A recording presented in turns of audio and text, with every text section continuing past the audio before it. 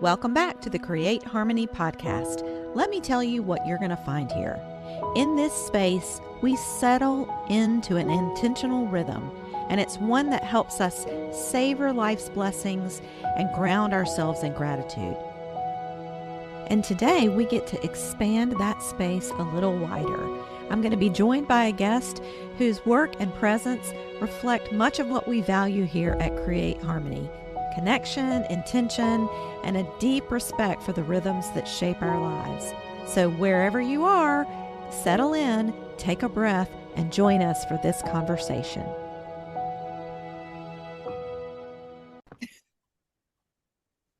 All right, welcome everyone. Today we have Karlie Kimbro, and she is a yoga teacher. She's a sound healer. She just knows all sorts of great things about how to bring healing energy into your life, and she's a super fun human being. So we are really excited about our conversation with her, and we have Megan also on the podcast today.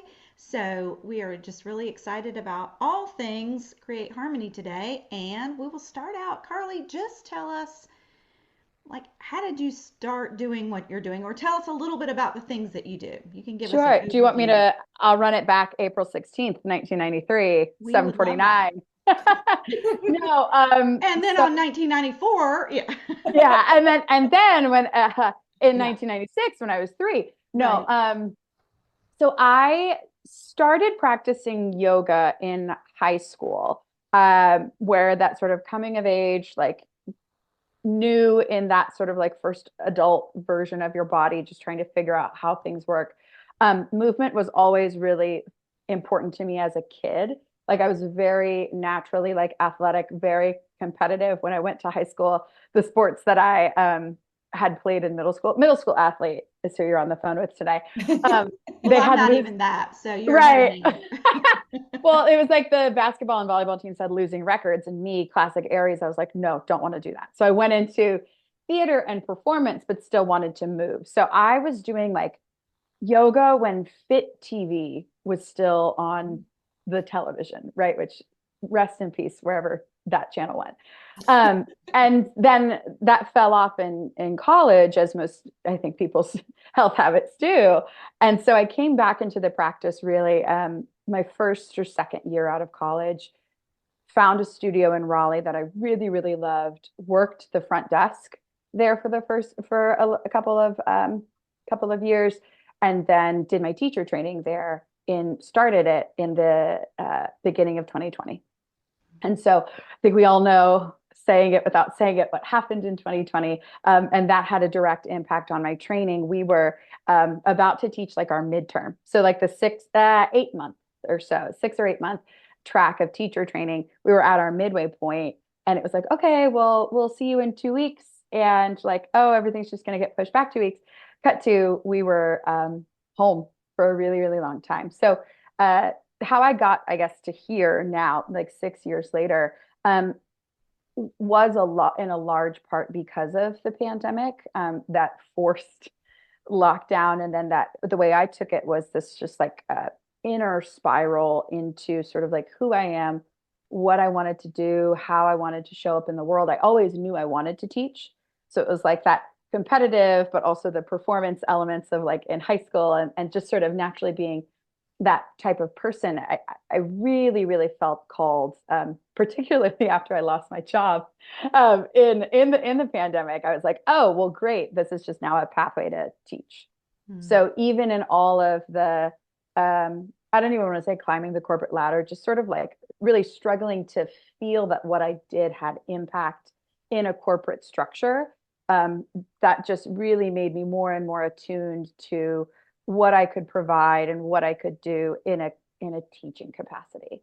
And without saying too much, because I don't know if I'm allowed to, but I was approached by a pretty major fitness brand, and I'm looking at the bike right now, that happened, which is for sale if anybody wants it, any listener wants it. I was approached in 2024 to audition with them. And obviously I didn't get it. And that was one of the biggest blessings of my lifetime. But it was also like the biggest cosmic nudge of like, hey, if these people are saying send us tapes. If these people are interested, then what I can do really does have some sort of impact and there is some sort of pathway there. So in October of 2024, I left like a pretty cushy, pretty like easy corporate HR job and started teaching fitness full time. And I just recently launched my own brand, Karlie Kimbro LLC, to really just put my whole heart, my whole practice, everything um, into wellness and also like just connection because I think that's the most impactful part of it. I don't know how long I went on there, but that's how I got here. And believe it or not, I could have gone longer. So It's all good. It's all yeah. good. So tell us a little bit more about the scope of Karlie Kimbro LLC. Yeah. Oh, yeah. So that's like one of my favorite questions to answer because there's like, what's your brand? And I said, what do you mean? It's me. It's me.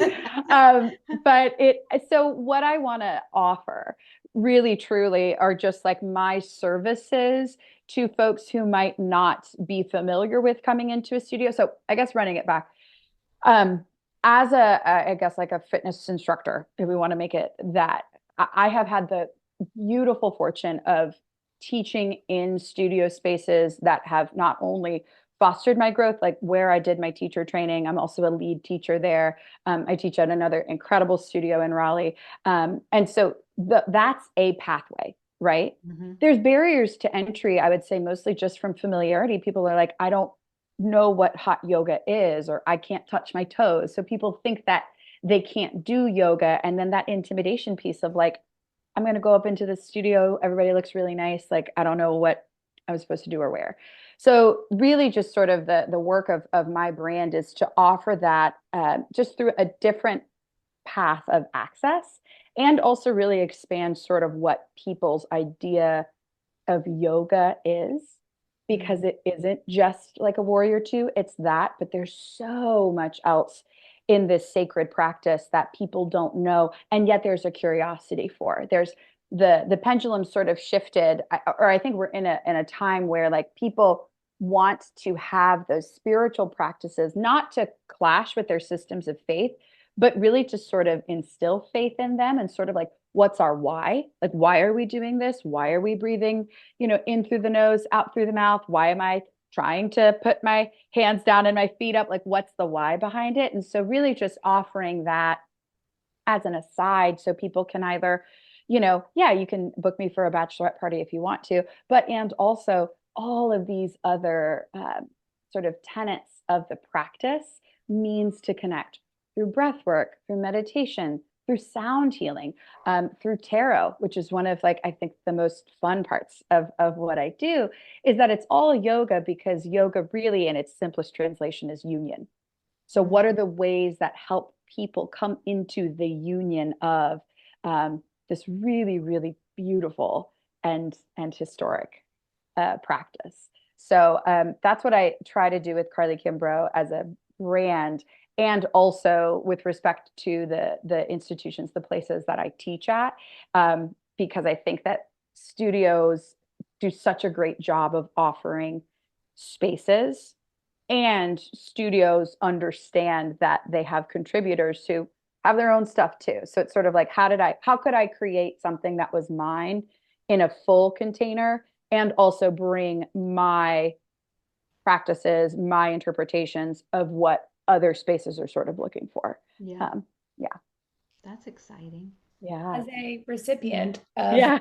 Karlie's sound baths, I can say that it's fantastic. I don't know if everybody has had a sound bath or not had a sound bath. The one that I had was, I think, like either late last year or early this year. I can't even Yeah. remember because time is a Flat spectrum. circle. I can't Yeah. wrap my brain around, but I feel like it could be really interesting to hear you explain what a sound bath is for me Yeah. because I had no idea. And I just have some really cool neighbors who are like, I know this person who's going to do this thing, come to our clubhouse. And Yeah. they showed up.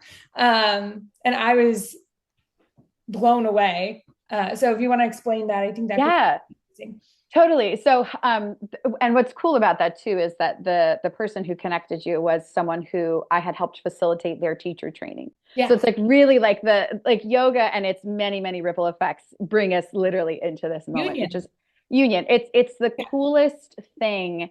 And like I feel like I'm like just screaming like yoga is union everywhere. And it's like it's in everything. It doesn't have to be, just arms overhead. Sound is a deeply indigenous practice in that it is of the earth. Mm. So a sound bath or a sound journey, sound meditation, anything that we're working with instruments, is really to attune to the frequency of our very bodies. So earth has a magnetic resonancy. That's why they'll say like, forest bathing, which is just like standing in the woods, not just standing in the woods. Mm-hmm. It can be very, very profound. You're allowing your body and the resonance within your body, particularly water, to attune to the magnetic frequency of the earth, right? So when it comes into sound, like our body's constitution is what, like 70% water. We're made of all of the earthen elements. Sound travels quickly through water. Sound or water in terms of our energetic body is what governs our emotions.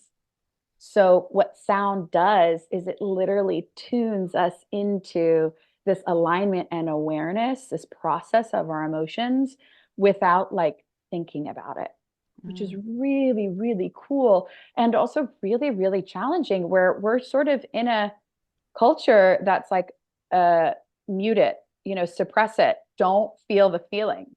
And me, Pisces moon girl, I'm like, let's feel that feeling.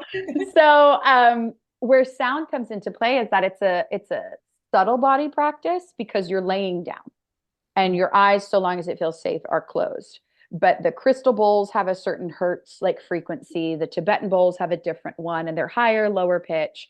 My favorite thing to play are like little seed chimes because you're like, what is that? Yeah, you're like, literally, you're like, what is this? And it's just almost sort of feels like rain. You could throw in a rain stick in there if you want to, throw in an ocean drum. There's so many different instruments that you can play. That help regulate your nervous system and regulate your like the energetic web of your body, and you're literally just laying down. Mm. I say to people like you can have a really nice nap, in which case the snores are free sounds. I have had very profound like visual journeys. I've also just been like laying there kind of mouth open like feels nice. So you can kind of have a range of experiences. And what I always say is like the medicine is there. You just have to be present to take it. Mm. So if you do fall asleep, your body needed sleep. If you have like a vision of, oh, I'm on a mountain and I see my grandma, like great. If you're just sort of like, what what's happening here? Great. Because again, it's creating these little moments that you can connect with, whether in the immediate or, like here and now where you're like, I didn't know what to expect, but it felt really good. That's a good thing. Like we're allowed to feel good. And we have to remember that. Yeah, there was probably, Sally, to paint this picture for you, like maybe 10 to 14 of Yeah. us. Yeah. And we dressed up all in Golden Girls themed clothing. Oh, wow. Even We more always have a fun. theme and an activity. And so half of the people were in robes with curlers in their hair, Love just it. laying down. And nobody knew what to expect, except for a handful of people who have already experienced it. Yeah. And so it was really cool to hear like the range of people's experiences. But I will say that nobody was like, that sucked. Everybody was like, that was really great. And maybe it wasn't profound for every single person there, but everybody the next day was like, slept like a rock, best sleep of my whole life. I don't know what Karlie did, but it was fabulous. So Yeah.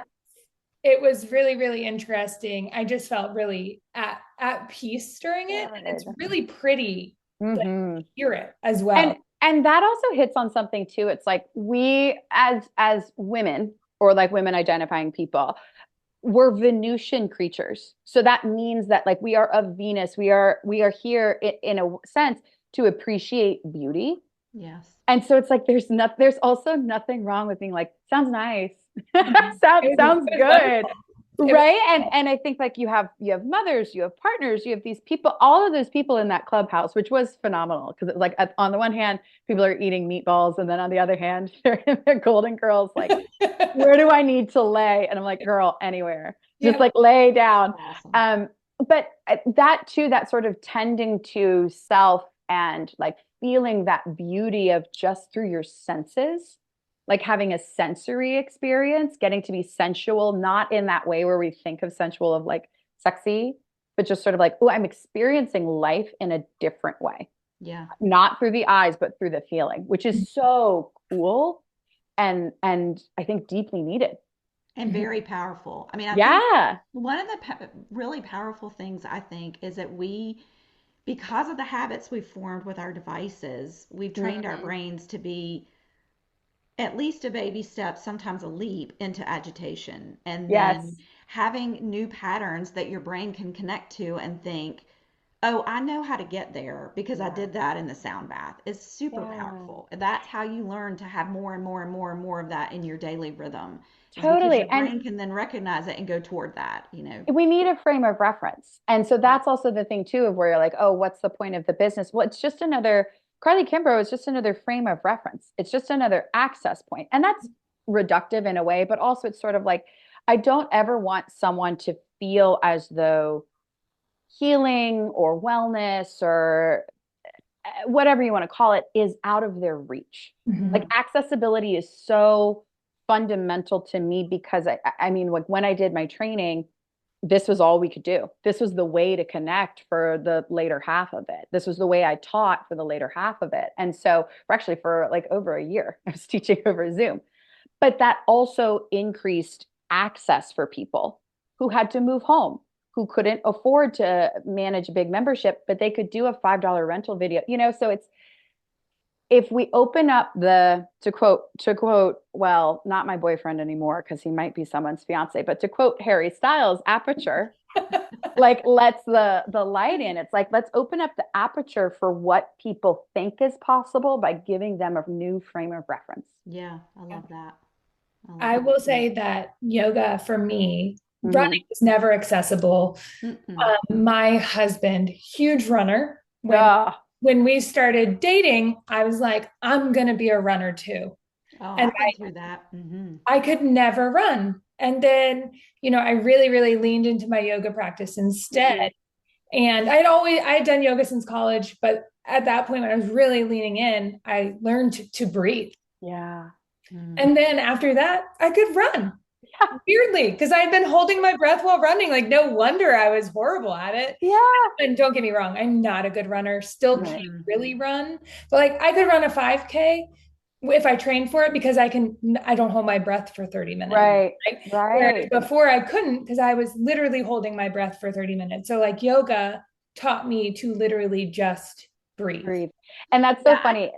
I Oh, go can't ahead. run because I don't want to. I mean, Right. what Yeah. I want to do is Yeah. yoga. Much rather do yoga. Yeah. Choice. Choice Yes. is It so important. doesn't feel right to my body, but yoga does. It feels You're amazing. right. No, and that's so powerful too. It's like who's a good runner, and also who's a bad runner. Like, hey, I'm doing it. I can get away if I need to. You bring up something too interesting, Megan. I was on a retreat. I was leading my first like solo retreat, like through my brand this weekend, and oh, you want to talk about like just let me hold a group of 8 women just right here and just give them little forehead kisses because we all just need to be held. That's my promo for retreat or any Karlie Kimbro offering. It's just mwah. Love it. Um, but I was talking to one of my friends who is a runner and she's training for the New York Marathon. Oh. And I won't get into her business. I'm sure there's like some sort of HIPAA between a yoga teacher and her student and friend. But she had a pretty profound experience in one of the practices that we had done. And I just looked at her and I said, "How's your breath?" And she just looks at me and she goes, "Bad."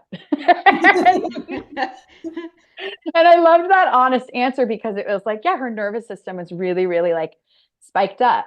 Mm. And so one of the things that became this recurring joke, because this is like a beloved friend, and also it's just like, how's your breath? Yeah. Better.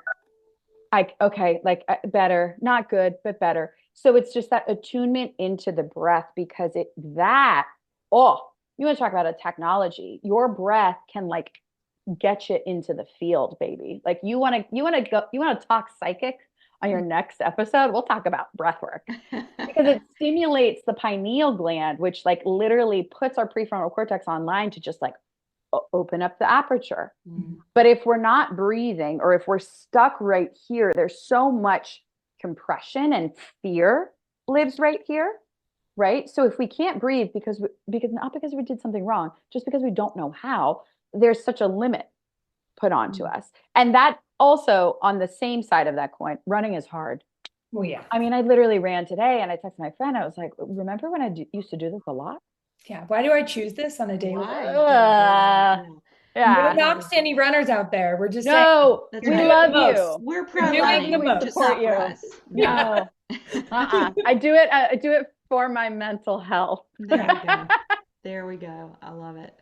I love it. Well, I would love for you to say a little bit more about your retreat experience. You said you led your solar Yeah. retreat. I'd love for you to say a little more about Yes. that. So, or have you? Well, I'll answer the question with the question. Have either of you experienced retreat before? Yes. I have not. I know. So my retreat style, and this is from having taken one that was very much like it, and then having been on a retreat where they were like, we're teaching 90 minutes twice a day. We expect you to be there. It's vegan food. And it's like, God, I've never been more sunburnt and Mm-hmm. ripped after 7 days of my life. But my again, from being like a very competitive person, I love the opportunity to soften because I think that's one of the most difficult and like nurturing, like important practices that, again, women, female identifying people can have because of the world that we live in that is screaming at us that we're not enough. And then the world that we might have in our inner world that's doing the same, Mm-hmm. right? So people are like, this feels really affirming. And I'm like, yeah, because you already knew. You already knew. Right. You needed me maybe to channel it, maybe to be a conduit for that experience, but it was you. And so that's what I love on retreat is that it gets to be fun. It gets to be, there's like some sort of fitness element involved just to move your body to feel well. And then we get to connect in all these ways. Yeah, I love that. One of the things that we always talk about is a lot of the resources that we develop are coming back to the peace that is already within you and your Mhm. mind somewhere deep, deep, deep in you. You know that there's peace there, but you maybe have not remembered how to access it. Yeah. And all of this is very resonant with that. So I love that. Yeah. So, Yeah. one of the things we talked about when we were chatting with you before we were on the podcast was the fact that you were at some point sober curious and then took a few Uh-huh. steps in that direction. So, I would love for you to talk about that a little bit. Yeah. Yeah. So so much of my, like, I think story is like, yes, there was the Carly pre-pandemic. And then we call her big before, like, but, and also like that was, when I did my teacher training, when I stopped drinking. And also for those familiar, for the listeners familiar, that was the start of my Saturn return. Which we have a Saturn tattoo. And again, maybe that's episode 2 or 3 when we go astrology, right?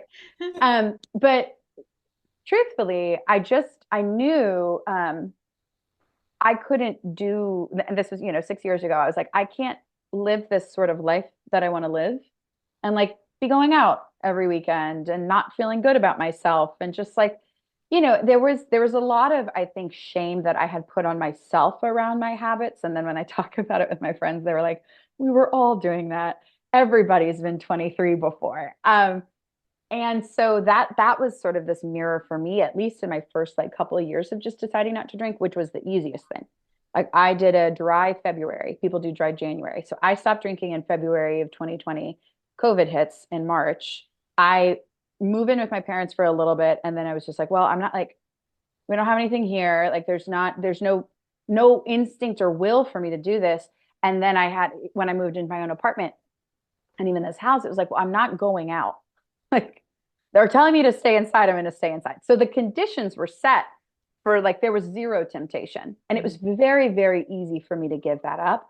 And then because right away, that connection piece of my practice my sadhana, which is like my daily practice, and like journaling about it. And then in therapy, sort of like working through like what was younger me trying to hide by like releasing those sort of inhibitions, not to quote Natasha Bedingfield while I talk about my sobriety, but it just became this well for Mm. me to go deeper and deeper into. And now it's 6 years sober in March. I celebrated on the equinox, but um, it really just came through of like, I can't do what I want to do living the way that I'm living. Not to even say that how I was living was quote unquote bad. It wasn't in alignment with me. Mm. And that has been a big journey to get there, to go out of the I was bad. No, it wasn't for me. Yeah. And So, do you have any advice to people who might be considering that journey? Do you have any words of my wisdom you want to share? general advice is that if you've got an instinct or an itch, pay attention to it, Mm. notice your relationship to it, not in conflict with it, but like how can you maybe like link arms or even just sit down next to it. So I would say that for someone who's sober curious, for someone who hasn't taken a yoga class, for someone who's like, I don't know, should I buy this deck of tarot cards? I almost said carrot cards, whatever you want to do.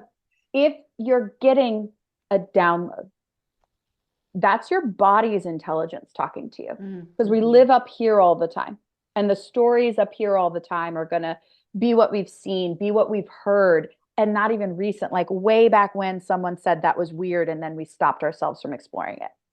So if you're looking at getting sober curious, okay, let's get curious about what that means. Mm. And the beautiful thing is like you can always go down the path and turn and come back and this and that and this. Like let's reframe that there's any steps backward. Mm. They're all steps on I an like that. inevitable journey. I like And I think that people need a lot. I mean, I speak from that experience. People need a lot of help or support, rather, of coming into that state of softness. that. Mm. Again, because we're so in defense. And Right. I was that too, right? Of like, oh my God, what does it mean about me that I don't drink anymore? And what does it mean now that I'm sober? And like, how bad was I when I wasn't? And like, all of that stuff. And that still gets kicked up. Like, let's also drop the shit that like you're ever healed. Right. Sorry if you can't. I did a really good job not cussing until now. Um, It's but okay. yeah, It's I hope okay. the FCC doesn't come for us. Um, but yeah, it's just sort of like, oh my God, like how can we just get a little less serious about this Yeah. Mm.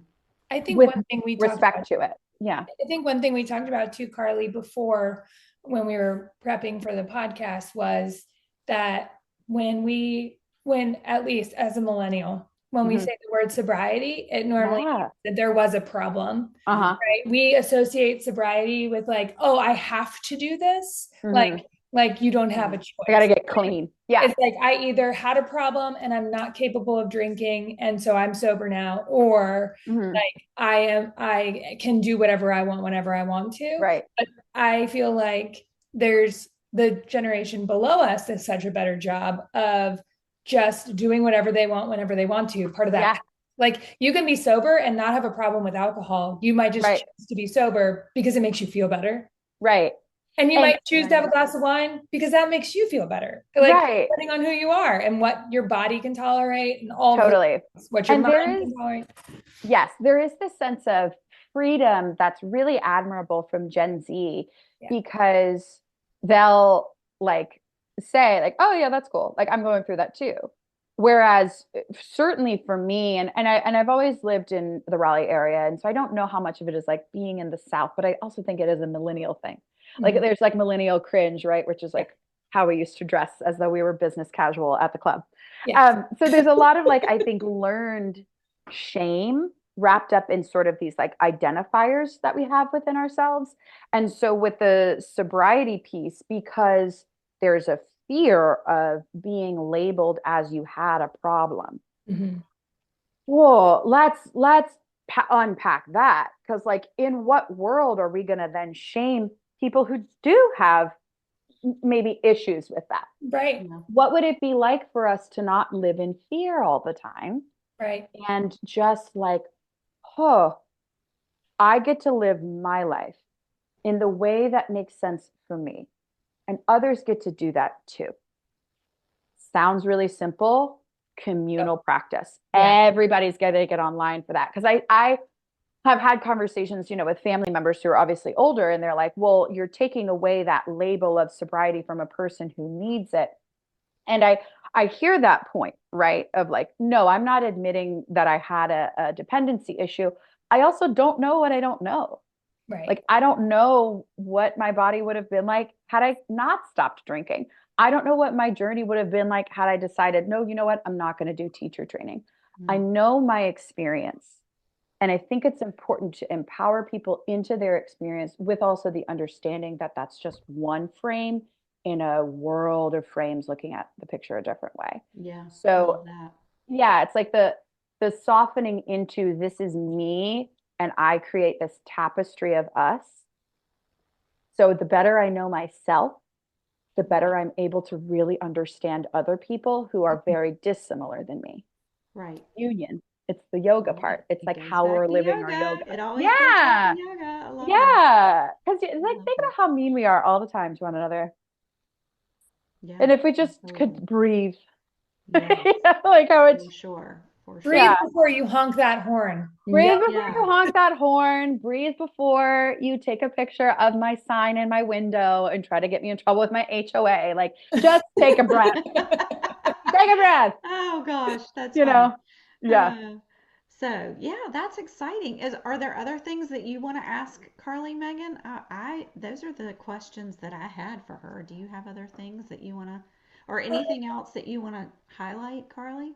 I have one more question for Carly. One thing I've been rereading Atomic Habits, which Uh-huh. I find really, really goes well with some of the things we're talking about, Yeah. like habits versus choices. Mm-hmm. Yes. Mm-hmm. When you're getting into yoga, like how long did it take you, or when you're making a change, whatever that Sure. is in your life, like adding a practice, taking away Yeah. a practice, whatever it is, like how have you been successful doing that? Because for example, I'm trying to not eat ice cream every day, even though I would on a girls' trip.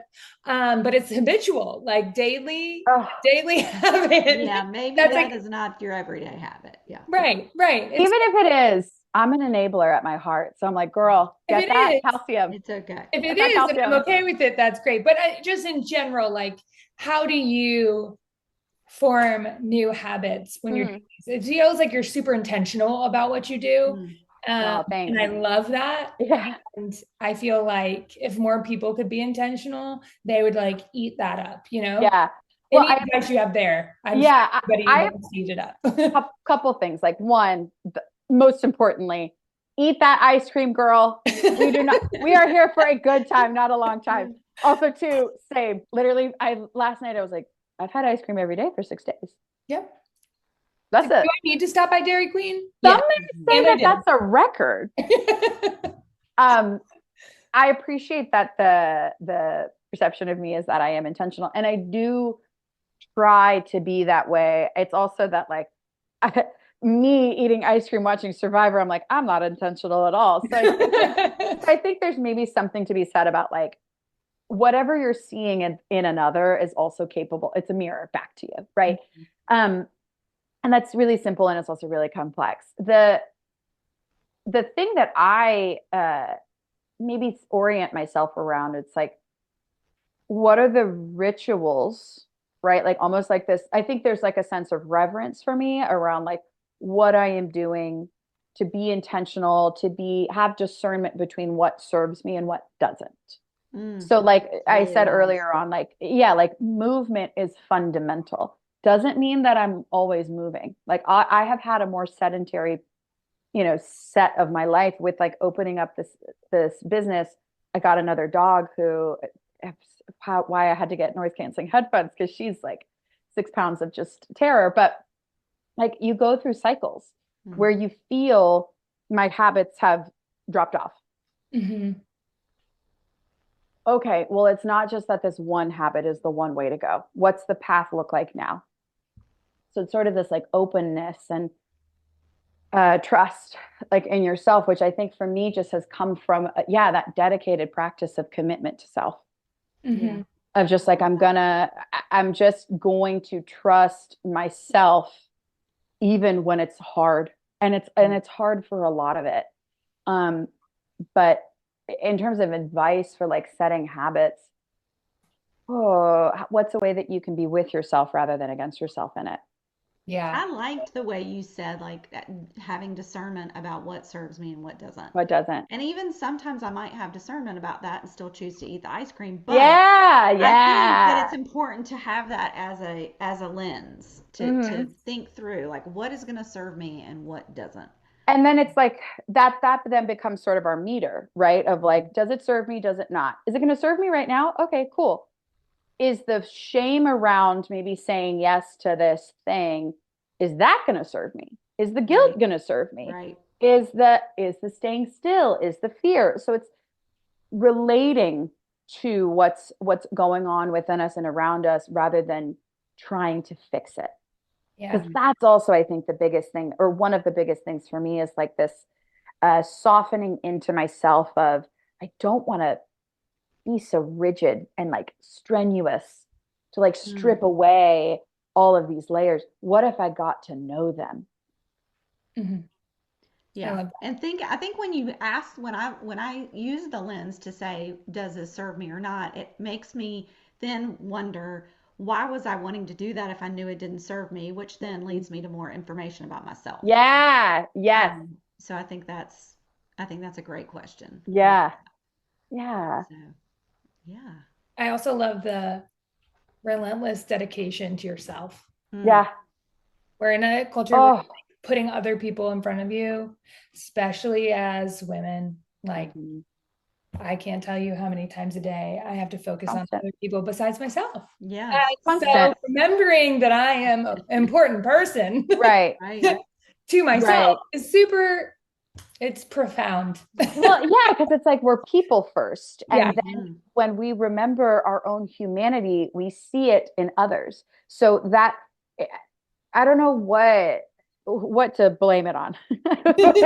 Like someone somewhere made it be like, oh, tending to yourself is selfish. And Yes. it's like, okay, well, you can't drive the car if there's no gas in it. You Right. can't you can't like make dinner if there's no food in the pantry. Like you have to be in relationship with yourself as a blueprint for how we relate to others. And I don't want to not jump off too far, but I think a lot of us are in a fractured relationship with self or even don't have access to that.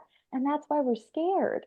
Hmm. Yeah, You for know, sure. that's why we're scared because there's this part of us that wants that attention. So tend to it Mm. and also tend to others. We're Yeah. better informed on where we are in a collective Yeah. when we know where we are in the collective. We talk a lot about mental wellness on Hmm. in a lot of our offerings, and for us, mental wellness has basically three parts: self-care, connection with others and community, and grounding yourself in Yep. gratitude. I mean, if Yep. you do those three things well, it doesn't really matter what your circumstances are, you're going to have good mental wellness. That Hmm. doesn't mean you're going to be happy all the time, but Sure. you're going to be very stable and grounded and Right. mentally well, Right. generally speaking. Right. So I mean, that really connects to a lot of the Yeah. things that we're always talking about. So, Yeah. And that, like you said earlier, of like around, if someone is curious about this thing, there is no investment in yourself that's a bad investment. mm, I love Whether that. that be with a like a financial resourcing or an energetic and emotional resourcing.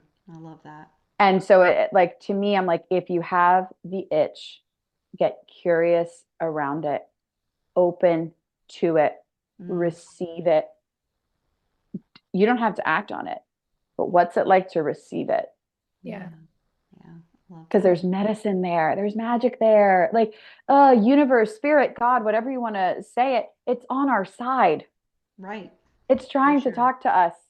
We have to be open to let it. And that openness is, dependent on our safety, but also it's like, okay, how do we move from threat to safety? Really simple. Yeah, Connection, gratitude, breath, like Yeah. Great. Ooh, All the things we talked about. Yeah, yeah, for yeah. sure, for sure. Carlie, this has been so great. I love this Thank you so much conversation. for You've shared so having much wisdom me. with us, and we really appreciate you taking time Oh my out and gosh. chatting Yes, with us. I mean, yes. I feel like we I'm could go on and on and on all day We really long, and could. there would We still really be could. fun I'm things to talk so about. appreciative of the both of you. Thank you so much for Yes. this. It like, ah, my God, We pinch me. I'm send you dreaming. all kinds of goodwill towards your new endeavors, and we're so Thank excited to see that you. form Yeah, and shape itself in new ways. yeah. It's awesome. Thank So, you so much, ladies. thanks, I thanks. appreciate it. All right. Okay. And I always say at the end of our podcast, and I'll just say it right here, I always say for our listeners, until next time, peace. Ah. So.